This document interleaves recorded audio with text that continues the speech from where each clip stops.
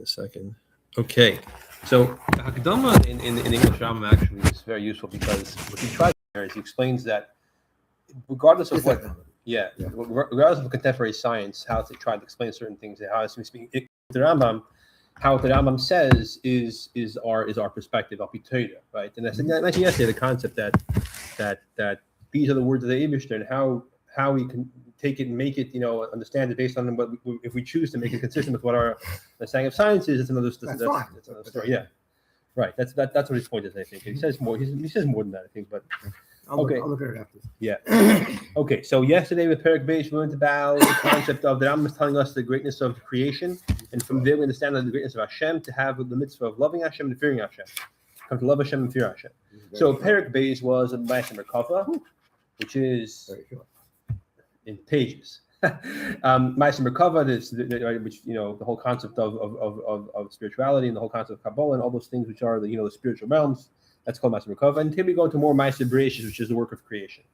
So the Rambam again seems to be borrowing from the scientific language of his times, but okay. His time, the scientific language of his time. Yeah. Aristotle was or whatever it was like but again, so how do we tie it into the time for Aristotle? No, much later. Yeah, but that was like the popular language. That's why with the Menuchim. The truth is that actually it's a Perek Dalet. It's also much more of the physics. And this is more again still like about more astronomy, a little bit about Mazolos. Okay, and these prakim are not the easiest prakim, not necessarily to touch and explain, but more to understand like what the Rambam means and how we integrate with our understanding. All right, Halach Aleph, Hagalgalim, the spheres. The Rambam is explaining the heavenly spheres over here. Hey Manikoim Shemayim, they're called Shemayim, but Rakia. They're also called Rakia, which means like flat because the firmament is flat. There's Zvul, which is another expression for flat, like firm. No, firmament like Rakia also like Rakia can also mean like a flat and like tinfoil. Like it says by the Mishkan. There's a pasuk regarding the concept of because Hashem spreads the Shemayim.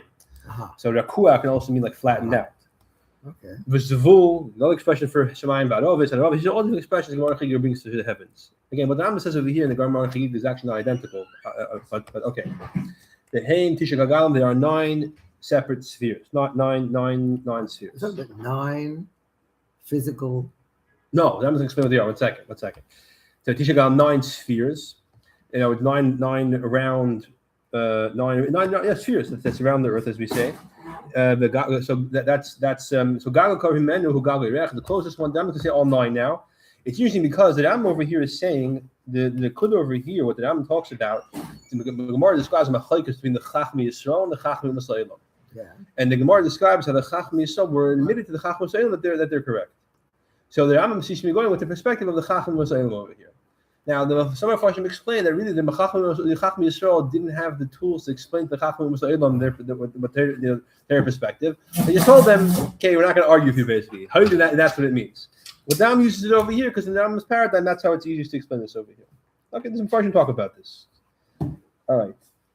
A lot of people have a very easy time with the Rambam because they choose not to think. If you choose not to think, the Rambam's not hard. If you choose to think, you have to answer. Yeah, okay. Fine. Anyways, weiter. These are physical. So we'll describe what they are in a second. Yeah. So the moon is physical. Right. The next one's also physical. Right. In other words, the basic machlokes over here is as opposed to the Nakuda really over here is what's moving. Is there a sphere which moves? And it's like an escalator or like those walkways in the airport. You stand still and you move with it, or the stars, the planets move in the sphere. So now here goes to the shita that the spheres move, and that's what moves the planets. That's the point the Nakuda takes, which seems to be the opinion of the Chacham Yisrael in the Gemara. Okay, so what do we have over here? We have over here 9 spheres. The one closest to us is the one Gagal Hakorv Menu Gagal Hirech. That's where the moon is. That's the closest one to us. The second one on top, the next sphere is the one where you have Koichav, the star, which is Mercury, right? That's the first. That's the closest planet to our perspective from the Earth. In the other perspective, it's the first one from the sun. The Gagal Shishamayla Menu the one which is called Nega brightness. Why is it called brightness? Because Venus is the brightest star. Venus is the brightest item in the sky. If closest to the Earth. Right. The Rambam described closer to Mercury. The Rambam described in. No. The Rambam is going to describe in Kiddush HaChedesh more about these details. But we see the morning star, which is the bright planet, right before the sun rises. or the evening star, which is right after the sun sets, that's when you see Venus. And Venus is the brightest thing in the sky. It's the easiest to think. If you look up in the sky, you want to be a little bit of a astronomer. That's called a Noigo, which means light. The fourth one with the sun is. So we have Earth, Moon, Mercury, Venus, Sun. The next one, which is Madam, which is Mars, the red planet. That's what's called Madam, which is red. That's further than the sun. Yes, exactly. Yeah. From the Earth, absolutely, sure. In terms of, in other words, if you look at the perspective of the Earth, from the solar system, but the Earth is in the center, as the sheet of the Rambam is, right. Then that's the Seder. That's the Seder. They have the Earth. Are they going this way, or are they going higher and higher? No, counterclockwise. So we'll see in a second. The more you say one's higher. Not higher. It means further away. It's really each sphere surrounds the Earth on all six sides, like an onion. I'm just going to say, yeah. The sixth one is the one which is the koyach of tzedek, of justice, which is Jupiter. Jupiter means justice. In other words, the Greeks took these names. They also got it from the concept in Torah, because it says the Mazolis have this concept. Moshe tzedek is called tzedek, Jupiter, because it meets out justice to people who don't do justice in court. The seventh one is Shabtai, Saturn, which means Saturday, Sabbath, right? Because Shabtai looks like it's resting. Since it's so far away, it looks like it's not moving. That's why it's called Shabtai, the rester, the lazy guy, the lazy boy. The eighth one has all the other stars, which are further than those, which are further away than everything else, which in the solar system. That's where all the stars are. The ninth one is what stars? There are none of them. That one rotates unlike the other first eight. Here's like a little bit of a diagram to see what they're on. This is like the Earth is in the center, and the Galgalim are around it. Yeah. Another picture is like let's say over here's another picture. Here another. This is even better picture. Yeah. So again, you have the Earth in the center, and the Galgalim are rotating around it. This ninth one, unlike the other eight ones, it rotates around the entire Earth from east to west. Unlike the other ones, which are west to east mostly, east to west. It goes in one day, one rotation. Now, it's amazing so fast. Yeah. Oh, yeah. That's why the sun rises. That's why besides this whole cheshbon, the sun goes around the Earth in a year. It goes around the Earth the other direction in one day, because this whole thing rotates in one day. Now, the Chacham today say that the Earth rotates on its axis in a day, and that's what happens. I think I'll be telling you the day that you can actually say that. Oh, that never. Let us about anything. I'm not sure exactly, but this is why this is the ninth goggle. This is the reason why the sun rises every day and sets every day. Besides for the fact that it goes around the Earth every year, it has every day, because this ninth one has no kachavim. It just rotates and therefore makes the whole thing have a daily rotation. Okay, we'll learn more about this. How does it go around for a whole year and go around the same one day? No, it's the sun goes around the Earth slowly this way around a year. But besides that, it makes a rotation every day. So for example, imagine that you're on a train traveling east to west, and you're in the front of the train. So you're going westward. Then you start walking to the back of the train. You're going east. So while you're going west, you're also going east in a different track. So but that's in a straight line. This is in a circle. That's the idea. Chacham give an example of a grinder where you're making it like this, and there's a snail going the opposite direction, counterclockwise at the same time. So the snail is going like with your moving it this way, but it's also walking slowly the other way. So that's the idea. Okay, fine. This is the solar system in the Rambam's diagram. And in his Rambam's times, they knew all of these planets and everything. Oh yeah, sure. So that's what Rambam's times. How come Rambam doesn't mention Neptune? Rambam doesn't mention Neptune or Pluto. They didn't discover them yet. The Acharonim talk about other stars that Rambam didn't know about, because he didn't see them. There was an Evan Ezra actually. What? One of the Shvatim is full on. Yeah, the Rambam says it later. The Rambam says that in Kiddush Chedesh. Okay, but who Amakif is a Koil, Masaf is a Koil. This ninth sphere is the one which everything else moves. Even though it goes from east to west every day, and it makes the other ones go west to east. Vice versa, the friction has like an opposite reaction. Okay, even though we look at the sky, I don't see 9 layers. I see one mishmash. That's this one sphere. Even though they're one higher than the other in this system, the Galgalim are translucent, they're transparent, like glass or crystal. Sapphire is maybe sapphire. That's why your eye might look at the stars are even closer than Mercury or the moon, but it's not, because each one is higher than the other the way down the skies. The truth is, yeah, it's so according to our indoctrination of contemporary science, it seems a little hard to understand. But okay, base. Each one of these galgalim that has all these different stars in it, and stars in Rambam's paradigm means anything in Shemayim. The moon is a koicha, even though it's not a star, right? Right. The sun is a star. Okay. These different galgalim have various galgalim inside them. It's 8 or 9 general galgalim, but there's various ones inside of them. And again, think about this. Not all of them rotate around the Earth because, like the moons of Jupiter, go around Jupiter. So now I'm just saying each one has the galgalim have their own little system. So, but besides that, you have in the same besides the moons, even the planets. If you study the stars, so you see they move at different speeds. Muslim Saga, they have different. Everyone has their own little escalator. That's why there's more than just 8 galgalim. There's 8 general ones. Okay. So Kimay galgalim again, they're hard. Each one is harder than the other, like the skins of an onion, layers of an onion. Some of them go from west to east. Some go east to west. Like the main outer one goes east to west, and it does a very fast one in one day. Some of the other ones also do that either one day. I'm not sure if it's over here. I'm not sure how that works. Okay. The Kula Ibn Makumpani, none of them have space. It's all flush. There's no space between them, which is funny. The Gemara describes between the Shemayims. According to the Rambam, the Galgalim and the Shemayim are the same thing. Other Rishonim disagree. According to the Rambam, the same thing. Now, the Gemara says, mind you, that there's 500 years of journey from one Rikiyah to the next. Yeah. According to the Rambam, there's no space. It's all one next to the other flush. There's no gaps. All right, but there's a lot. Again, unfortunately, I have a lot to say about this. Good. I can understand it. Say again. I can understand why they have a lot to say about this. Yeah.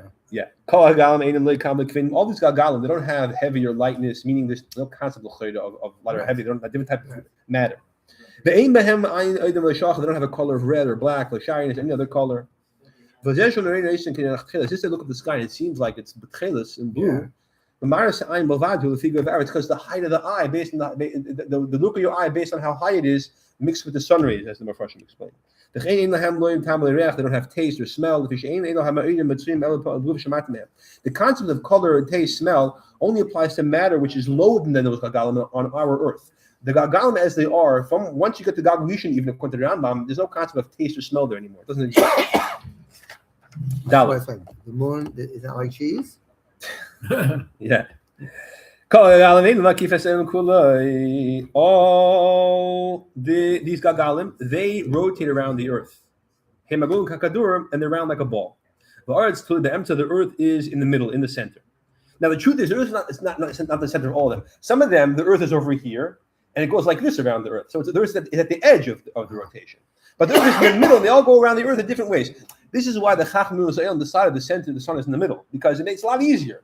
Sun isn't here, everything goes around the sun. The same rotation. If the earth is in the middle, different planets have a very interesting, different type of way going around it. It makes it a lot hard. And by the sun, it wouldn't be that way? No, if you put the sun in the middle of the solar system, the planets go around in a pretty uniform way. Each one its own path. Why should it go? Why should they go there in a more regular way? In other words, if you study the way that the planets move around the Earth, if the Earth is in the center, in the middle, so from what comes to the sun, it's like pretty much it makes a big rotation around it. But other ones, it's like so the sun goes like this, and the other one goes like this. Right. It's like very mother. So it's good. Masha'en came. The sun is in the middle, so each one of them goes. Each circle of every planet in the center of its circle is the sun. The center of Pluto is right in the middle of the sun. The sun's right in the middle, so it's very uniform. It's a lot easier. It's a lot easier to think about that way. So you see why the Chacham don't have the Chacham Muslim who don't have the Messiah of Torah, what makes such a cheshbon, because it's just simpler to think about it that way. Again, the Rebbe is emphatic that today with Einstein's theory of relativity, you can't prove which goes around what. Right. That's the Rebbe's. That's everything. All these different spheres rotate around the world. The around like a ball of arch, so the Earth is in the middle. Not mamish in the center, but in the middle. The Asian makes us some of these kechavim, some of these planet stars have small galgalim that are in their galgalim. Like for example, if you look at Jupiter, his moon's going around it, but they don't seem to care so much about going around the Earth. Meaning, in this galgal, you have here. Look at this picture. You have this galgal around the Earth. Make them in the middle of it. You have a galgal going around its own little rotation as the big galgal moves around the Earth. Some of them have small galgalim which are established in that larger of these 8 galgalim. Those spheres don't make a rotation around the Earth necessarily. Ella gagal katish einin makif, a small gagal, it's not surrounding the Earth. Kavur b'gagal makif, it's in a large gagal which is going around the Earth. So as Jupiter, as Tzedek goes around the Earth, you have if you got gagal going around it. B'haraya, there's this kechavim which we call the moons of Jupiter going around Jupiter. Okay. Halacha hey. The amount of galgalim which are rotating around the earth is a total of 18, at least, right? It could be more. That's the middle, meaning 18. So now that was we said said there are 9. right. So in other words, 9 main ones, and the Ram told us there's other minor ones, so a total of 18, I believe. Okay. You know what he's saying in Tiger, in the English? The smallest spheres are included within the 8 larger spheres. Well, you said that each one has all their own spheres within them. So I don't know. No, but that's So that's I think 8. So no, that over here is small ones doesn't mean the small ones that don't go around the earth like the moons of Jupiter. Yeah. He means like small. If I say small and big means how many different planets or how many different some things. heavenly bodies are going around in that chesh, I think. I'm not sure. Okay. And how about the rotations which we're going to mention that don't go around the earth? They have their own path. Shemayin, there's 8 of them. Let's see what they are. The Rambam is saying is based on. He's going to say in a minute where he got all the information from. The path of these stars and understanding the shear, the amount of their rotation, how much they go every day, every hour. Because again, from the Earth perspective, if there's a racetrack, it's a perfect circle. And a car is driving around the racetrack at 100 miles an hour. It doesn't change. But you're not in the middle. You're at the edge of the racetrack. So sometimes when it's closer to the cars, you can see it's going very fast. And when it's further away, you see it's going very slow. So I'm in my yard and I see a bird fly by and a plane fly by. The bird's going fast. The plane's going slow. That's how it looks to me. It's not really true. The whole cheshbon of this whole thing, believe me, in Kiddush HaChedesh we'll know more about this whole system. Yeah. But Tiyasin, and it's tilt the ruach tzaf nedarim, in terms of from the earth's from the from the flatness of the earth in terms of north and south, which way it is, and how high it is from the earth, how close it is to the earth. So from all this cheshbon, how do we know there's no gagalim? So it could be to Meseda, but also if you just look at the sky, you study the sky, and you see the different bodies and how fast they go each to the other. Let's say these two are out of this one. It's like this. So Vayesdeis are on 2 different paths. This is going slow, fast. This is going, and these two are the same, but this one is moving north. This is moving south. Okay, so from all this whole cheshbon, you can see everything because it's transparent. No, well, at night you can study the stars in the heavens, right? So from this we can figure how many different escalators there are in Shemayim, so to speak, right? Mm-hmm. So Yidvar the Mispar Kol El Hagam. That's how we know the number of these Gagalim. The Tuach Chasen and their how they go, the image of how they go, right? If it's straight, or if it's a diagonal, the Derech HaKifas and how they surround the earth, if it's east to west, north to west east. The Zuhi Chachmas telescopes to be able to see these things. There are times for their telescopes. The telescopes were invented by who? Maybe not. I don't remember. I'm reading the middle of reading a book called Astronomy for Dummies, and he talks about this, and I forgot exactly. I'm not reading it in order. I'm just reading. Certainly, they had telescopes in the early years, some sort. Sure. Otherwise, how did they see this whole business? Yeah, Copernicus had telescopes. I don't know. This is the chachma of cheshbon of tkufas of astronomy and mazolos. And here the Rambam says something interesting. What is this the statement they gave in the Rambam Sefer Halacha? Many svarim of them are made by the Chachma Yavin, but the Chachma Yisachar you mentioned, Kiddush mentions that they are those svarim we don't have. The Rambam is telling this because the Rambam told us Nakdama. This is my own shot. Do what you want with it. The Rambam said Nakdama. That he's giving this Teresh Shabbat Peh from Moshe Rabbeinu as he's collecting it from everything that was written from Rabbi Nasi to Rav Ashi and even to his times. And if something he's including he got from somewhere else, he has to tell us. Disclaimer: it's not from the. So this came from the Chachma Yavin.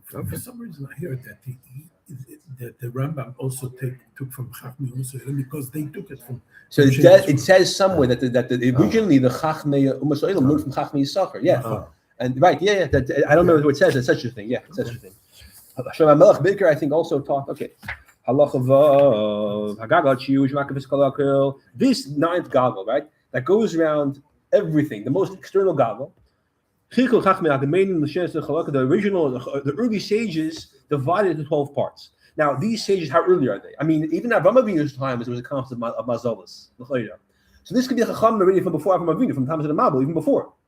Okay, upon some in earlier times, they divided into 12 parts. The chelek, kol chelek, the chelek ha'elu l'shem ha'shem b'tzorah kol chelek the chelek, and every part. Why divided after 12? Really, the truth is, we'll see in a second. They divide in 12 parts. Reasons we'll see, because there's for certain reasons, mostly math reasons, And and they named each one of the 12 sections of the most external goggle, ninth goggle, a name based on the shape, the picture that the stars that appear right under that part in the eighth goggle seem to portray. The Shem Tachtov that are exactly under it. The Heim Hamazolis, these are the Mazolis, as we call them. Word Mazel can mean Ozel to go, different Lashonis, also mean to drip. That Ashpa drips down to the world. What are they? The Metella, the sheep, Shur and Ox, twins, Sartan, which is crab. Thank you. Aryeh, which is a lion, Basulo, the virgin, the Mesnayim, scales, Akav, scorpion, Kashas, a bow, Gedi, the sheep, goat, excuse me, the lead, the bucket, Dugim, and Mazal, which is fish. 12. Yeah, see, the 12 is Mazolis. Whatever that means. Right? Why they start with the sheep? Because that's. Where are they? They're in the ninth sphere. If you look up, the truth is there's many more stars in these groups of stars. These are the main ones that the Chum decided. I guess I think even before the Antera, could be. These are the ones that the shapes that the naming for each one of the 12 sections of this circle, right? And these are the names they gave based on these stars. So now, Moshe, this is the Mazel Aryeh, yeah, based on these stars. Because if you look at it, like this is like the back of the lion. This is the head. So it looks like a lion crouching in the back. So that's like a lion. If you want to, if you have imagination. Okay, that's. But it says it's fun. This is not stamazah. That this is like Moshe the Mazel of these Mazols have an impact on the world. The Ibishi uses them as a way to conduct the universe. Why is that with Tella? Because that's the one that appears in the sky right after the spring equinox. That's high in the sky. Also, now I have an app on my phone called Skywatch. So it teaches you, Marshall. You can let's say if you want to use it as a way to see, like right now you want to go outside and look at the hill. So look over here. You see. So you look up. It shows you the stars as they are right now. If you had actually look through the roof, you see Marshall here, right? I don't have any like any. Going through the ceiling. That's amazing. Yeah, no, that's because it knows where I am by GPS. So it shows you. So it shows you. And so where's we can see it. So I looked up today. So you see Dagin. So you mazel up. That's the mazel of the boat. Anyway. So this is the. Instead of having somebody show you the stars, it just shows you as if it's like I'll show you outside afterwards. Okay, good. So this is the mazols. The God of the ninth goggle doesn't have this division. It doesn't have this division. In other words, the stars are in the eighth goggle, and notice it doesn't have any imagery. Any stars. Ella rather. By the collections of stars in the eighth goggle, the constellations. That's how we know these pictures, or pictures are similar to these surahs, right? In other words, what Rambam is saying is that when we divide it this way, based on the stars of the eighth galgal, mathematically you have to cheshbon that there's a ninth galgal because of the fact that there's a daily rotation, right? So again, according to the Rambam, the Earth doesn't spin on its axis. So there has to be a ninth one around behind it, and that's where this division happens. But how do I know what to name, or how do I know which section this is of the ninth goggle? The ninth goggle has nothing there. There's no stars, no nothing. It's invisible. So right in front of it is the eighth goggle, which has these images. Okay. But again, because of how far they are to each other, it has to be a ninth goggle behind it. These 12 images, they weren't exactly in this way, in this formation, compared to the ninth goggle. It was after the Mabul, when Hashem, the whole heavens was confused. Hashem stopped everything during the Mabul. That's when it was like that. Hashem said that's when they got these names. Chacham Kadmainim was who? The times of the Mabul. In times of the Mabul, right after the Mabul, that's when these Chachamim in Avram Avinu's times before gave it these names. These times the Rambam, which is 3,300 years after the Mabul, they already moved a little bit. Because they moved a little bit, because all the kachavim, all the heavenly bodies, stars in the eighth goggle, they all rotate from west to east, right? The sun and the moon. But they do it a little bit slower. Then whatever amount the sun moves around the earth, in terms of its yearly rotation in one day, it takes Jupiter a phase of 70 years. But Mela that it takes all at the same time. The point is that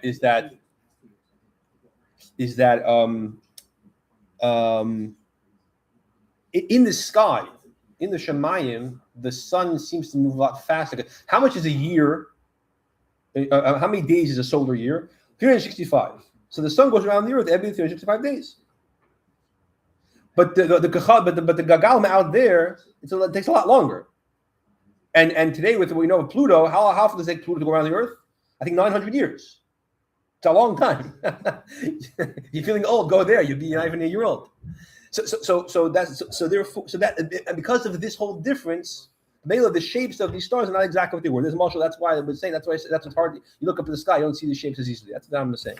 Vice at the time of the Mabel, I think it was much closer to. Okay. Ches, all the stars that are visible. Some of them are very small. The Earth is bigger than them. The Earth is bigger than Mars. All right, I believe. And the Moon. Some of them are much bigger than the Earth many times. The Earth is bigger than the Moon by 40 times. Okay. The sun is larger than the Earth 170 times. Now, again, today people will say the sun is bigger than the Earth. The Rebbe has that this is talking about the diameter. How many Earths side by side will equal the sun from one side to the other? 170. And the truth is, even though some say it's not true according to science, but the sun has many layers, the Rebbe says. And according to one of those layers, that's the number.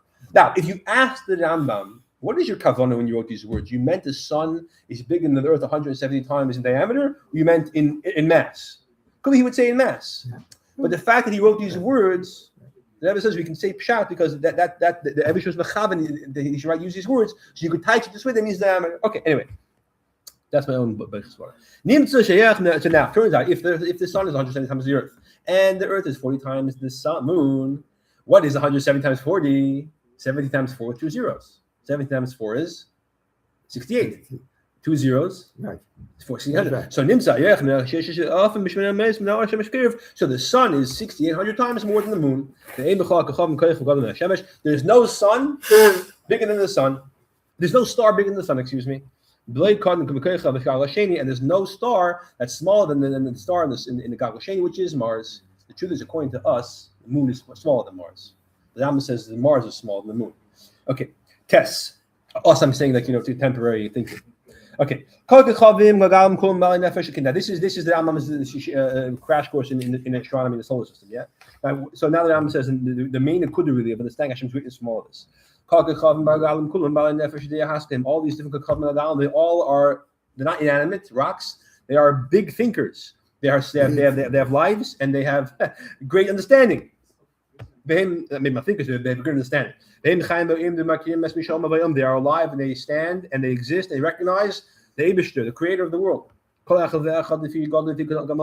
one of them based on their greatness and Mila. Apparently, I guess the higher the Gagol, the greater the understanding, I guess. Right. And they praise Hashem and they extol Hashem like the Malach. They sing praise to Hashem.